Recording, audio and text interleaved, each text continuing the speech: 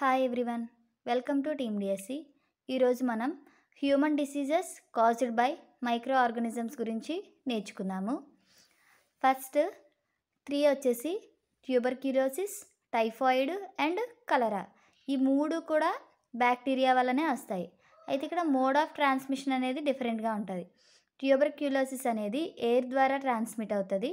Typhoid అనేది water ద్వారా transmit అవుతుంది. కలరా అనేది వాటర్ లేదా ఫుడ్ ద్వారా ట్రాన్స్మిట్ అవుతుంది. అయితే ఇది ఎలా గుర్తుపెట్టుకోవాలి అంటే ట్యూబర్క్యులోసిస్, టైఫాయిడ్, కలరా. ఇందులో ఫస్ట్ 3 లెటర్స్ టీటీసీ. మనం చేసిన కోర్స్ ఏంటి, టీటీసీయే కదా, అలా గుర్తుపెట్టుకోవాలి. టీటీసీ బ్యాక్టీరియా వల్ల వస్తుంది. అయితే ఇక్కడ సితో కలరా అండ్ చికెన్ పాక్స్ 2 ఉన్నాయి. కలరాని ఎలా గుర్తుపెట్టుకోవాలంటే మనం టీటీసీ చేసేటప్పుడు మన లైఫ్ చాలా కలర్ఫుల్గా ఉంది అని గుర్తుపెట్టుకోవాలి. టీటీసీ బ్యాక్టీరియా ద్వారా వస్తుంది. ట్యూబర్క్యులోసిస్, టైఫాయిడ్, కలరా.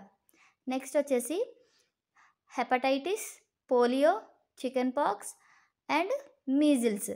ఇవి 4 కూడా వైరస్ ద్వారా వస్తాయి. మోడ్ ఆఫ్ ట్రాన్స్మిషన్ అనేది కూడా కొంచెం డిఫరెంట్గా ఉంటుంది. హెపటైటిస్ అనేది వాటర్ ద్వారా వస్తుంది.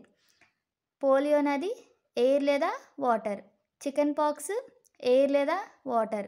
మీజిల్స్ అనేది ఎయిర్ ద్వారా ట్రాన్స్మిట్ అవుతుంది. అయితే ఈ 4 వైరస్ అని ఎలా గుర్తుపెట్టుకోవాలంటే first letters హెచ్పిసిఎం.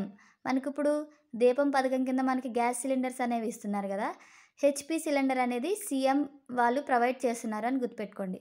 HP gas cylinder, CM. ఇలా ఈ 4 కూడా వైరస్ ద్వారా వస్తాయి.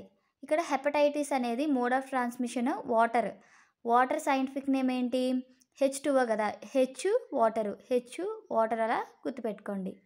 నెక్స్ట్ లాస్ట్ వన్ మలేరియా అనేది ప్రోటోజోవా అనే మైక్రో ఆర్గానిజం ద్వారా వస్తుంది. మోడ్ ఆఫ్ ట్రాన్స్మిషన్ ఏంటంటే మస్కిటో. చాలా ఇంపార్టెంట్ ఇది. మలేరియా అనేది ప్రోటోజోవా వల్ల వస్తుంది. మోడ్ ఆఫ్ ట్రాన్స్మిషన్ ఏంటంటే మస్కిటో. ఇలాంటి వీడియోస్ మన ఛానల్లో చాలా ఉన్నాయి. ప్లీజ్ చూడండి, సబ్స్క్రైబ్ చేయండి. Thank you.